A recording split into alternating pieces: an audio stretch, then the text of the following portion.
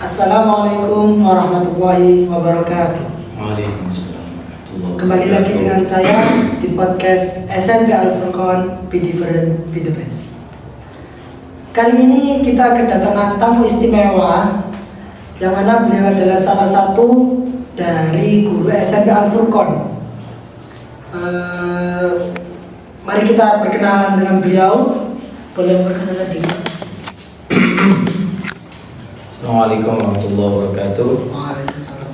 Bismillahirrahmanirrahim. Alhamdulillah. Allahumma shalli ala sayyidina Muhammad. Perkenalkan, nama saya Muhammad Akbar Mubarak. Biasa dipanggil, kalau di pondok dipanggil Akbar, bisa dipanggil Bar. Tempat tanggal lahir Dili atau Timur Leste, tanggal 20 April 1997. Mari kita orang luar negeri. Dulu, sekarang luar negeri, sekarang bukan luar negeri. Sekarang luar negeri, dulu bukan luar negeri.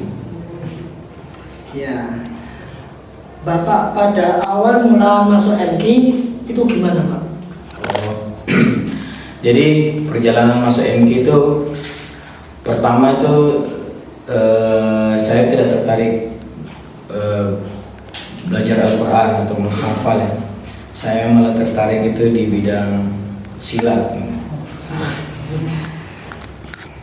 Singkat cerita, ketepatan bulan Ramadan, ada salah satu santri senior MK yang diutus ngimami di masjid dekat rumah saya. Namanya Ustadz Aidil Haq Al-Mugili. Beliau salah satu santri senior yang mempunyai banyak prestasi dalam bidang tilawah hingga sampai internasional. Beliau itu imam di kampung saya. Sebelumnya itu saya tidak pernah mendengarkan bacaan atau lagu ya. Setiap bulan Ramadan sebagus Ustadz Aidil. Ustadz Aidil itu sangat menggugah untuk belajar Al-Quran lah. Indah sekali. Bukan hanya saya, satu kampung, sampai bapak saya pun yang biasanya kalau di kampung saya sholat tarawih itu 20 rakaat, bapak saya cuma ikut 8. Itu ikut 8, habis itu nungguin Ustadz Aidil selesai ngimami. Jadi di belakang doang dengerin ngaji. Ya, sangat indah sekali. Itu saya tertarik pertama kali belajar Al-Quran di situ. Di situ tanya ke Ustadz Aidil mondok di mana, diterangin lah mondok di MK. Akhirnya saya tertarik belajar Al-Quran. Dia ajak Ustadz Aidil. Tahun berapa itu? Tahun 2010 akhir. 2010. Saya itu pindahan sekolah,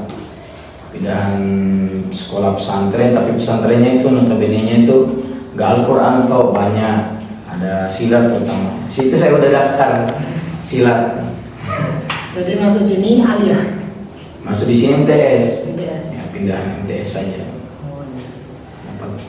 Dapat 6 bulan. 6 bulan. Ya, 6 bulan. Awal masuk di MK terkait sekolah di Nador dulu siapa itu? Padahal pertama saya itu Pak Fauzan Habibi Wakabul Kulmi. Oh, iya. Kalau nggak salah, beliau termasuk salah satu pengurus di SMP Al Furqan. Beliau pertama, terus lanjut Bapak Haji Iskandar, orang Gresik. Terus lanjut Ustadz Ma'arif atau dikenal Pak D Ma'arif. Dan asalnya dari Tuban, sekarang beliau hijrah ke Makassar. Udah itu Binador. Iya, Binador. Berapa tahun, Pak? Binador itu ya 1,5 tahun. Standar. Makbul ikut. Makbul itu pertama ya, ini ada cerita unik lagi. Makbul itu ya, jadi ujian rentetannya itu banyak sekali, mulai dari menghafal awal masuk di MK sampai makbul pun ada. Jadi makbul itu saya ikut makbul 1, gak lulus. Saya tuh sadar diri kan. Nah, namanya anak kecil waktu itu kan. Kedua ikut makbul 2. Pada zaman itu kan santri sedikit, jadi makbulnya sampai 2 doang. Masih Jadi kalau masih sedikit lah, jadi nggak sampai ada makbul mandiri, makbul 3 dan sebagainya. Jadi makbul 2 ikut gak lulus. Saya tuh merasa di situ kecewa sama pengujinya. Tapi itu tidak baik ditiru teman-teman. Mungkin kesalahan saya sendiri. Tapi namanya anak kecil waktu itu ya, pikirannya dipengaruhi nanti kalau di tes ini, di tes itu tidak lulus kok. Saya waktu itu mungkin kurang tartil ya menurut beliau. Tapi pas di tes lancar. Itu saya nggak terima waktu itu. Tambah didengarkan oleh kakak profesor, kalau itu yang tes itu nggak lulus kok, nggak lulus, susah lulusnya. Itu tidak baik. Kalau orang memang siap ujiannya, siap aja, nggak usah dengar kalau di tes ini, di tes itu, lulus nggak lulus. Insya Allah kalau bagus pasti lulus. Akhirnya makbul 2 nggak lulus. Saya sedih, nangis di makom. Kira udah gagal wisuda, soalnya udah latihan wisuda di masjid, udah mulai latihan wisuda. Udah dekat wisuda. Udah dekat. Tiba-tiba ada makbul dadakan, ya biasa kan. Ya mungkin karena kurang serta atau bagaimana. Alhamdulillah saya ikut di makbul 3 di sini. Makbul 3 itu zaman saya itu dijuluki makbul terpaksa. Jadi kalau terpaksa. Kita itu diajak makbul terpaksa, tapi nggak apa-apa. Dalam hati kan saya udah tangan kaki, nggak apa-apa. Kita lihat aja di tahfidnya siapa yang duluan. Itu seputar makbul. Setoran tahfidnya ke siapa? Setoran tahfid ke Ustadz Zainul Miftah, udah boyong, asal Sidoarjo. Berapa tahun? 2010 masuk wisuda hafid 2013, jadi berapa tahun? Ya 3 tahun jenjang sampai wisuda hafid itu ya 3 tahun lah. Dekat lah maksudnya. Jaraknya antara belajar sama. Ya, alhamdulillah. Bapak kan kemarin tahun 2022 Ya. Melakukan wisuda qiraah sab'ah. Itu jenengan setelah hatam langsung ambil qiraah sab'ah apa enggak dulu? Tidak dulu. Jadi belum mengambil program sab'ah itu belum saya ambil. Nunggu setelah wisuda itu nunggu berapa tahun ya? 1, 2, 3 tahun mungkin baru ngambil. Kan jadi pembina baru ada rasa pengen melanjutkan jenjang qiraah sab'ah itu. Nah itu alasannya kenapa pengen ambil qiraah sab'ah? Alasan pertama saya ya pasti buat sombong diri orang lain. Katanya Pak Fauzan itu sombong yang boleh itu di hadapan orang tua kan. Sebenarnya gak wisuda gak apa-apa, gak wisuda hafid, gak wisuda bina'ador, gak wisuda qiraah sab'ah, gak apa-apa, yang penting kita pelajari. Tapi buat tanda bahwa ada bukti bahwa kita ada hasil belajarnya ya lewat wisuda itu. Kalau menurut saya gak wisuda sab'ah pun gak apa-apa, tapi itu buat tanda kita capaian kita. Setorannya ke siapa kalau qiraah sab'ah? Setorannya ke Pak Haji Samsul Anam. Berapa tahun? Berapa tahun itu? Mungkin sampai 4 sampai 5. 4 sampai 5. Ya. Terus tanggapan orang tua setelah jenengan wisuda qiraah sab'ah? Ya senang, ya yang pasti senang sekali. Qiraah sab'ah kan ini bacaannya jarang didengar, nggak asing ya didengar di khalayak umum. Jadi keinginan saya itu belajar qiraah sab'ah pertama itu kan ingin mendalami ilmu Al-Quran, ingin mengetahui berbagai macam ilmu Al-Quran. Selama menjalani program sab'ah, dan kan 4 sampai 5 tahun, itu ada nggak penyemangat tersendiri? Penyemangat tersendiri apa ya? Kalau saya pribadi biasa aja gitu. Cuma saya punya prinsip gitu. Apa yang sudah saya mulai start itu saya tidak akan berhenti kalau belum selesai. Seperti eh, pepatah pelaut Bugis mengatakan, sekali berlayar pantang biduk surut ke pantai. Sekali berlayar pantang biduk surut ke pantai. Maksudnya apa? Jadi kita kalau sudah memulai sesuatu itu, kita udah mulai start, jangan berhenti kalau belum sampai garis finish. Contoh menghafal, ya kita kalau udah mulai terjun mimpi, ya udah sekalian kita ini selesaikan baru dua. Itu saya punya prinsip itu. Jadi kalau sudah mulai itu, jadi tidak berhenti kalau belum selesai. Pesan dan kesan ketika jenengan jadi guru di SMP Al-Furqan.